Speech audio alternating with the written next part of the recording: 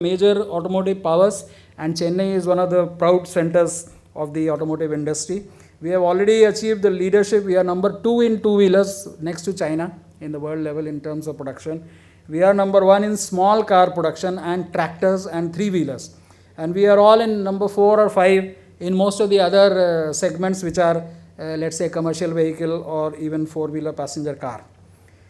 Taking cue from the first automotive mission plan, we are now going to launch the second mission plan for automotive industry at the national level. And the key words there for the next 10 years would be to become top 3 in the world in terms of automotive production, as well as to achieve 12% of India's GDP. So this one single sector would contribute 12% of India's GDP by 2026. We are already at 8% or so.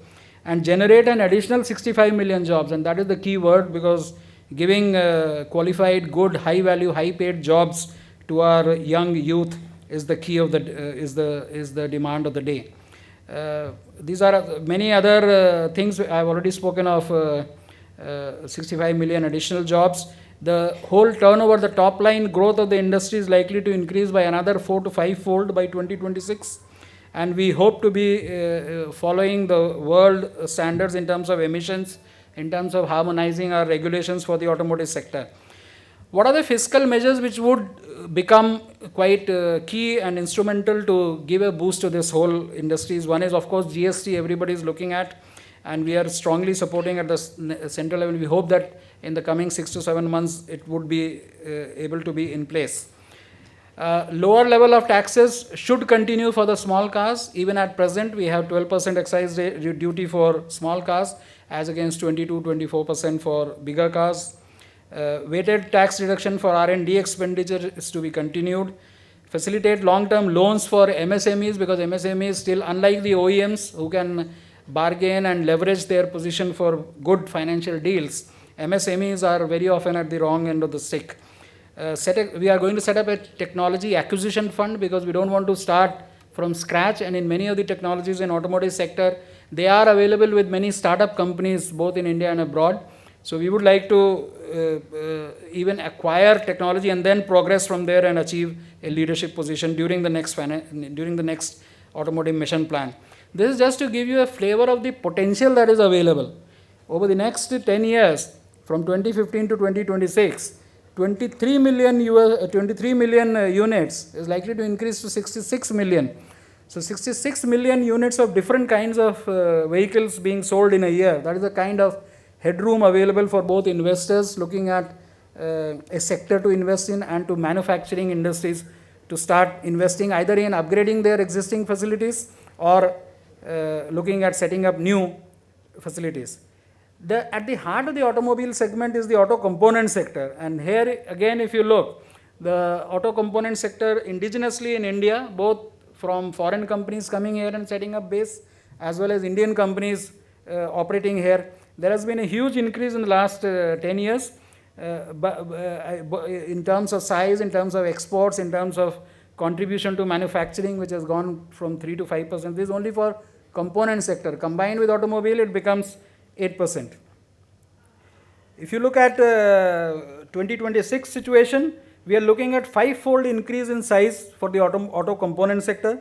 We are looking at 7 times increase in terms of exports, which are likely to be there by 2026, up from 11 billion US dollars today to something like 80 billion. And also contribution to GDP is likely to double to 10%. The transformation agenda for the components industry, like any other industry, is also for make in India. And the key trends which are now emerging are advanced regulations and standards in emissions, in safety, in automotive electronics. Even yesterday in a auto sector seminar which we attended, there was a huge issue, and there was a big item on automotive electronics which we are looking at, and make in India for the world. These are the key things which we are addressing in the next automotive mission plan. So make in India has obviously if we have to attract investments of 85 to 100 billion US dollars in the auto sector, one is that the companies in the sector have to be commercially viable. They have to get returns greater than cost of capital, only then they can survive and grow. And the other end of the stick is the country becomes competitive on ease of doing business. And it's ease of doing business which the central government is attending to in a big way. Coming to the next major segment, that is the capital goods industry, which has, as I said, about 17 odd subsectors, and many of these are listed here. The major ones are listed here. And if you see the kind of checkered growth, in some sectors it is up, in some sectors it is minus subsectors of the capital goods industry. So all in all, it is almost stagnating presently at around 2 lakh odd crore per year.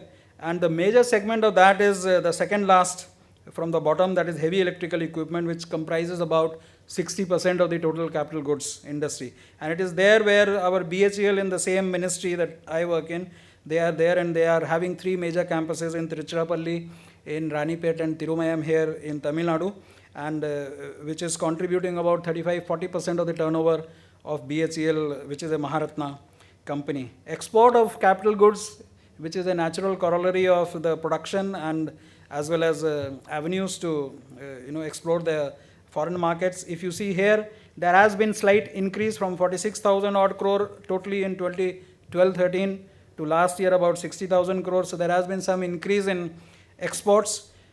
Imports have been more or less same, but still if you see the level of exports and imports, you would find that imports are almost 2/3. I mean, they are 2 times more than the level of exports. And it is there where there is a huge potential. If you see, export is 60,000 crore and import is 16,000 crore. It's almost double. So on a net basis, we are quite minus in the capital goods industry, and most of the subsectors, whether it is machine tools, plastic goods, textile machinery, we are still importing in a big way, and it is there where the potential is to fill in the gap, to bring technology and to make in India and fill up this gap. There are large number of constraints in the capital goods sector. I will not repeat and I will not go into the details, but main ones being technology gaps, then inverted duty structure and foreign trade agreement. While we can address the policy issues at Government of India, but the technology issues and developing new technologies and to grow and to have good startups to absorb technologies from abroad, it is there where the contribution of the individual units and the associations of industries would come in. This is the last slide which I would like to present, and this is the huge potential and opportunity available in advanced technologies in the capital goods industry sector. Most of them are related to heavy engineering. It's high precision machines, multi-axis machines, high productivity machines, CNC systems, electro-discharge machines, machine tool electronics, and high-speed weaving machines. I mean, these are all huge things, and this is why we are importing what we are importing. As I said, we are importing double of what we are exporting in the capital goods industry. Thank you. Thank you for the excellent overview at the national level of various possibilities that are available and various initiatives, policy initiatives made by Government of India. Next, I request Dr. Tamil Mani, Director General, DRDO, to make his presentation.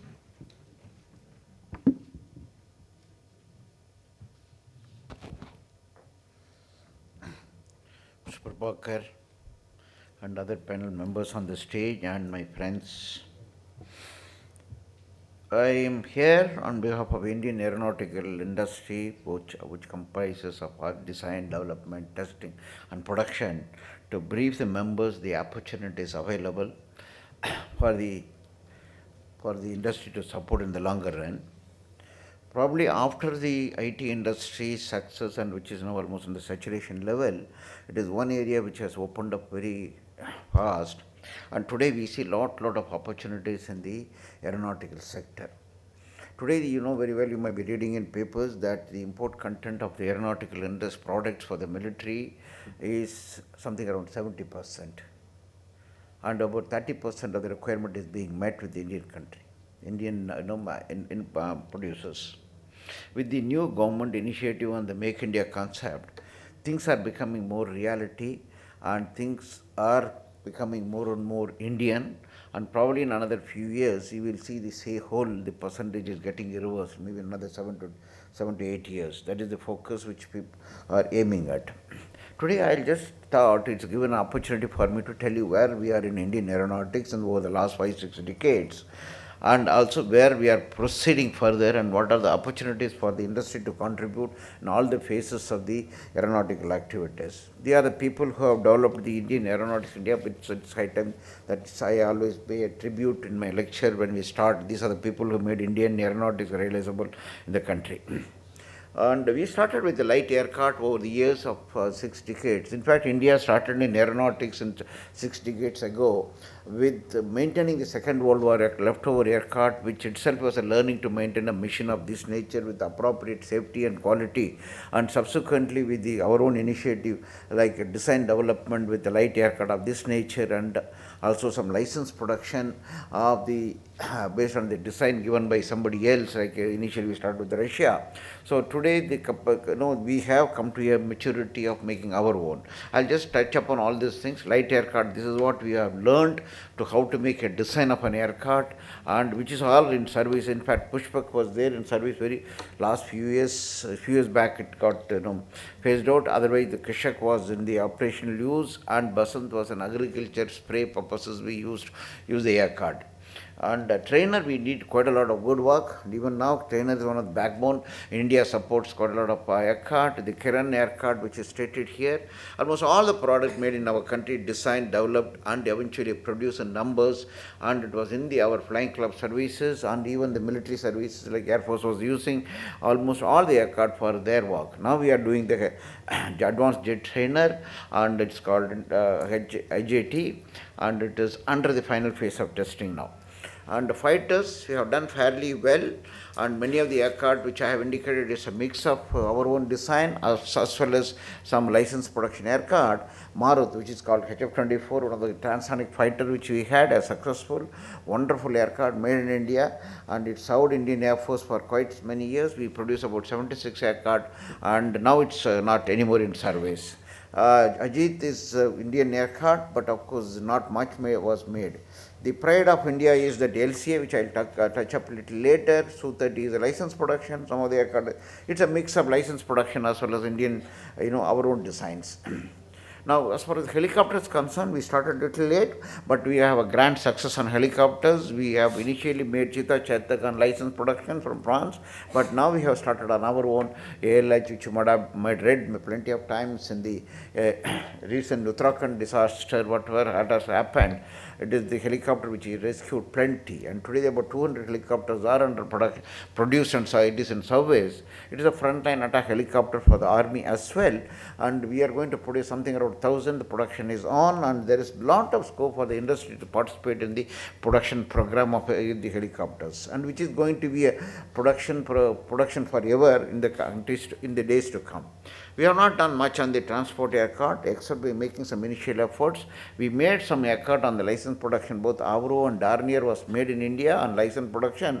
That Saras aircraft, which was initiated by our National Aerospace Laboratories in Bangalore, it has not come to the logical conclusion. It is still in the development phase, and it will some more time it will take. I will tell you the details later. The 100-seater is another program which I have initiated. It is on the drawing board. Possibly in another 4 or 5 years, you will see something, realistically happening, the prototype getting realized. Now, the aero institutions in India, quite a lot of people are working, very old institutions, and it is spread over different departments, and all of them are contributing to the aeronautics. This is the prime institution is our HAL, and who is the man right from the beginning have been doing. So far, Indian aeronautical activity was confined to the government sector. That is, HAL was the only organization with all its 22 units in different places of India. They have been supporting the products required for both aircraft, fixed wing aircraft, helicopter, engines, repair, overall. Everything was being done by them. They have made wonderful support so far. These are one side is all the indigenous development, Kiran HPD. All these 13 products which I am mentioning here, all are totally indigenously developed by our own Indian team and eventually tested, validated, certified, and produced in numbers to the country.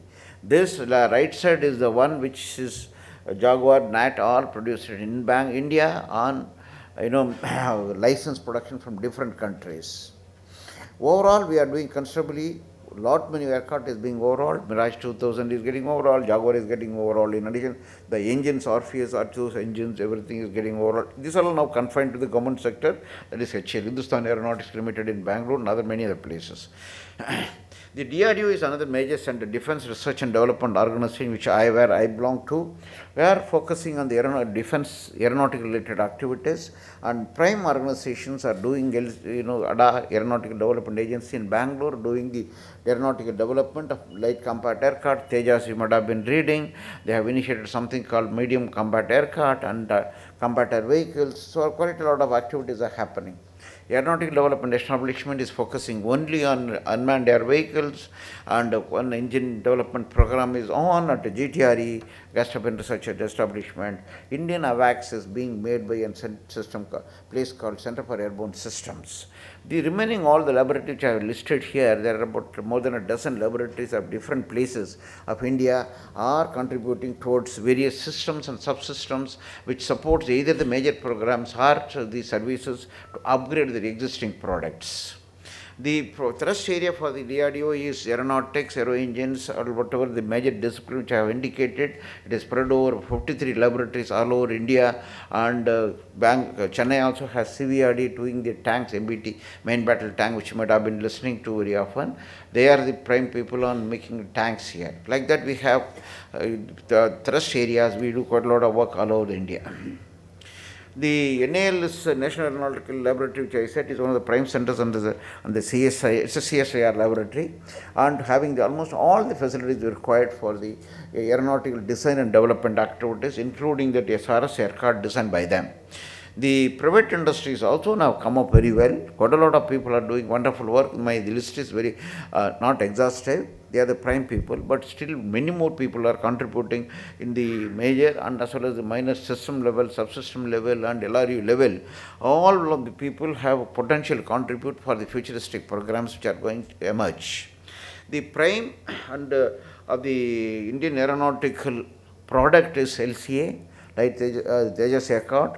This is the world's smallest and lightweight and aircraft with modern, almost all the technology required to be there on the aircraft, as we will call it, 4+ generation technologies are on this aircraft, which is one of the great challenges we have taken, and today we are on par with the international aeronautical industry in terms of technology on this product. This development is over. Now the production has started. It is the first time we have introduced in this aircraft fly-by-wire system, flight controls, glass cockpits, and multimode radar. These are the new technologies required for any modern fighter. This is called 4+ generation technology product. And these are the technology which, of course, probably it may not be great interest. New technology which have introduced on the aircraft. It took a little time for us to complete it. Now, based on the success, many other development programs have been initiated, which is called the derivative programs, trainer, Navy programs, and the production has already started. Now the first aircraft is handed over, the second is almost ready now, and we are having an order something around 40 aircraft is ordered. I think another 200 aircraft is going to be ordered very shortly, and this will be continued in production, and probably some people will take over this production either in our Indian private industry or abroad for license production for export purposes, which is happening now. Having succeeded, now it has seen the potential. In the world market today, this is one of the lightest aircraft and cheapest aircraft in the whole market of this category. So which is about 200 crores, and compared to aircraft in the Europe, it's something around 350 crores. So naturally, this will have a better advantages to be bought by the small countries like Korea, and some of the Brazil, many other countries have come forward to take this aircraft and produce also. IJT, which I told you, it is a trainer aircraft, which is the phase 2 of the training. That is, starting a youngster at the age of 18, when he starts flying the aircraft, he goes through a piston engine aircraft, which normally exposes him for the flying, and graduates to intermediate jet trainer, and wherein he flies that aerobatic maneuvers, which you might have seen in many of these air shows. And this is he is starting from here. He does the aerobatic maneuvers and then moves over to the final stage, it is to the advanced jet trainer. This aircraft will replace the Kiran aircraft, which I showed you some time back, will be produced in quite a number. Probably now it's about 140 aircraft is in the order, but it's going to be much more later. We have produced about 260 Crane Mark II, same number eventually will get produced in India, and it has a great export potential as well. This is the first aircraft which have made an attempt on to make a transport aircraft. It's NAL tried, it has not moved on very well because of the competition in the civil aviation market by the a lot of aircraft being imported. So this is little slowed down, but eventually we will be able to push it through. Now the flying has started again after some setback. The licensed production was one of the areas where we have produced many aircraft and which has supported the Indian military, both Army, Navy, Air Force. These are the many aircraft which has come from through the license from either the Western countries or from Russia. So this license production is happening in India. Su-30 is one of the prime aircraft which is under production in India, and many of the industries, the Su-30 is one product where many industries are already participating by supplying various modules for the assembly and the production line in Nashik. Similarly, all the other aircraft which are being made are now either in service or on the edge of getting completed. Most of the aircraft which we buy from abroad or produce in abroad, we always get it upgraded. Reason is many of the cockpit systems and radar systems like radar and others are new weapons to be integrated. It becomes part of upgrade. Many times the electronic system in the cockpit invariably becomes obsolete after 10 years or so. Many of the electronic engineers will know.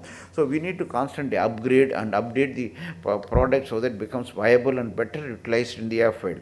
So we have been programs for almost all the products which we have indicated here, and many programs are coming up in the annuals. Mirage 2029 and Jaguar Daring 3 are already on the annual for new upgrades are going to happen. UAV is one area where we have started little late. It should have been much faster and better, but this is one area where the lot of private industry have taken over. Smaller and smaller UAVs, mini and micro UAVs up to 10 kg class is invariably done by private industries, and the technology required is easily available, and now plenty are coming out from the private industry. You might have read in paper, even college students make their mini micro UAVs and win competitions in US as well. This is very easily doable. They are doing it. Government sector has taken over the bigger ones like Rustum 1 and 2, which is flies for 36 hours continuously with a different payload for the battlefield surveillances. Give the picture of what's happening on the enemy territory by flying at 30,000 feet, taking a video picture and sending it across for the Indian military to plan the attack missions appropriately. The certification, another process which we are now initiated on this UAV, because UAV has a big problem. There's nobody there in the man. In an autonomous mode, when the flying is done by 36 hours, you take off from Bangalore or Chennai and go to the Himalayas and take pictures and send all over the places. Now he is going to fly in the same altitude where the civil aircraft is flying. The collision avoidance is one of the biggest challenges in this UAV programs, which is there universally, globally, everybody has this problem. Second thing is the collateral damage. Collateral damage, when suppose for some reason it fails and falls, the damage to the local should be minimized. These are technology challenges, but today these are slowly one after another is being come. Tactical collision avoidance system we call TCAS. This is being used, plus landing system, automatic takeoff and landing system is another one thing. You take off from here, there is an engine failure somewhere in Jammu and we have to land in Chandigarh. You cannot be waiting for the aircraft to come back to Bangalore or Chennai, where it is launched. So it is called automatic takeoff and landing is another system where it can recover the aircraft anywhere we like. The Light Combat Helicopter, which is one of the major helicopter programs which is happening, about 180 aircraft is to be produced. This is on the trials now. Probably in another few years they will start producing, but 5 prototypes are flying. It is major program is on helicopter is the Light Combat Helicopter with a lot of armaments and weapons for the battlefield purposes. There is a new helicopter which is being made. It is a 2-ton category which is operated in the forward area, particularly for the reconnaissance or dropping some small loads to the Jawans in the front, basically high altitude regions. So we will be replacing Cheetah Chetak, which is almost getting phased out now. Aero engines, we have not done much well. It is not, we have not focused appropriately. Huge focus. Bharat Forge is now taking an initiative to invest quite a lot of money in the engine development in India. I think probably another 10 to 15 years, this is going to be reality. We will not be importing any engine in the future. Either it's a piston engine or turboprop or turbojet engine. In the long run, it will be Indian engines. Missile side, I did not tell you because many of you might have been reading in paper on the grand success, whether it's Agni or Agni missile. We have gone up to 5,000 kilometers and we have launches. So we have almost all the strategic weapons are in our hand. We are now, BMD is the main focus, the ballistic missile defense is the focus, there is incoming missile destroyed by our missile launched from our territory, that is the BMD. So this is also happening very well in India and there is no problem at all. Prithvi is a missile which is successful and it is under production now. What is India requires for this? We have already made this missile. Trishul is a short range missile with a quick reaction to attack the incoming fellows. So this is also on production. All the 5 missiles which Dr. Abdul Kalam has started is on the success story and it is already in production. Akash is in a large production. About 5,000 missiles are being made in in Hyderabad with a lot of private industry supporting it on the production line. And Helena is a helicopter mounted short range 7 kilometers missile made by DRDO and it is being produced by, the shell is being produced by the private industry. Arming and weaponization is being done by our government sector. Otherwise, the major contribution from the private sector. Astra is another air-to-air weapon which is now under development. Possibly another 3 years it will be inducted into service and huge numbers are to be produced in the longer run. BrahMos, you might have read in paper, this is a joint venture, and I think this is a grand success story. UAV, some of the program which we have been successful, and Rustum 2 also an unmanned vehicle. These are the future programs which I want to, just with this I will finish. See, with this success we have and the technology which we have developed, we have moved into new programs. Unmanned combat air vehicle, long range UAV, transport aircraft, and our AMCA, advanced medium combat aircraft. These are all the reality where the design, development, production, everything is being partnered with the Indian private industries. And during question and answer session, I will brief you more. Thank you very much. Thank you, sir, for such an excellent and exhaustive presentation on aerospace industry's scenario in our country. You also explained the opportunities which are available in this field for us to pick up and progress further. Now I call upon Mr. Venkatesh Chandrasekharan, who is the Chief Executive Officer of WIN MN Aerospace Private Limited, to give his speech.